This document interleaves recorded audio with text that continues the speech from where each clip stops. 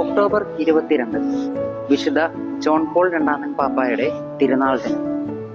പൂർണ്ണമായും നിന്റേതാകുന്നു എന്ന തൻ്റെ ആപ്തവാക്യത്തിലൂടെ ക്രിസ്തുനാഥനോടും പരിശുദ്ധ അമ്മയോടുമുള്ള തൻ്റെ സ്നേഹത്തെ മുറുകെ പിടിച്ച പിതാവ്, ക്ഷമ എന്ന ദൈവിക പുണ്യം കൊണ്ട് അനേകരെ തന്നിലേക്ക് ആകർഷിച്ച് ചേർത്ത് നിർത്തിയ പിതാവ്. എന്തിനേറെ പറയണം, മതസൗഹാർദ്ദത്തെ തൻ്റെ മുഖമുദ്രയാക്കിയ പിതാവ്.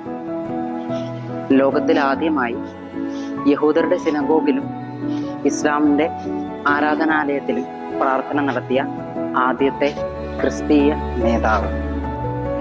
ക്ഷമ തൻ്റെ മുഖമുദ്രയായി സ്വീകരിച്ചതിൻ്റെ ഉത്തമ ഉദാഹരണമാണ് തനിക്കെതിരെ നടന്ന അക്രമങ്ങൾ. ആ അക്രമങ്ങളിൽ തന്നെ ആക്രമിക്കാനെത്തിയവരോട് അത്യധികം ക്ഷമിച്ച പാപ്പ. ഇനി മറ്റൊരു ചിന്തയിൽ പറഞ്ഞാൽ, ജോൺ പോൾ പാപ്പ അതിയായ ഒരു മരിയ ഭക്തനായിരുന്നു. പ്രിയമുള്ളവരെ, നമ്മുടെയൊക്കെ ജീവിതത്തിന് ഉത്തമമായ മാതൃക നൽകുന്ന ഒരു പ്രതീകമാണ് ജോൺ പോൾ പാപ്പ. കാരണം ക്രിസ്തു ലോകത്തെ എത്രമാത്രം സ്നേഹിച്ചോ, അവൻ സ്നേഹത്തിലൂടെ മറ്റുള്ളവരെ എപ്രകാരം സ്നേഹിക്കാൻ പഠിപ്പിച്ചോ, അത് തന്നെയാണ് പരിശുദ്ധ പിതാവും തൻ്റെ അജപാലന ദൗത്യത്തിലൂടെ നിർവഹിച്ചത്. കാരണം സ്നേഹം കൊണ്ട് തൻ്റെ കൂടെയായിരിക്കുന്നവരെയും ഈ ലോകജനത്തെ തന്നെയും ചേർത്ത് നിർത്തി.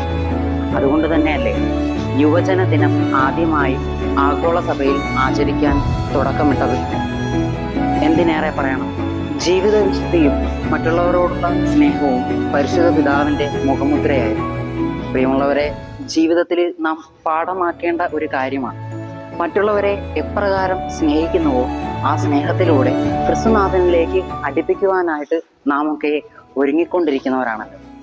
അപ്പോൾ ഇനി പരിശുദ്ധ പിതാവിൻ്റെ ജീവിതത്തിൽ നിന്നും നാം പ്രാവർത്തികമാക്കേണ്ടതും അല്ലെങ്കിൽ നാം ഒരു മാതൃകയായി സ്വീകരിക്കേണ്ടതും സ്നേഹം എന്ന ആ പുണ്യം തന്നെയാണ്. സ്നേഹം കൊണ്ട് മറ്റുള്ളവരെ കീഴടക്കാൻ, സ്നേഹം കൊണ്ട് മറ്റുള്ളവരെ ക്രിസ്തുനാഥനിലേക്ക് അടുപ്പിക്കാൻ എനിക്കും നിങ്ങൾക്കും ആകണം.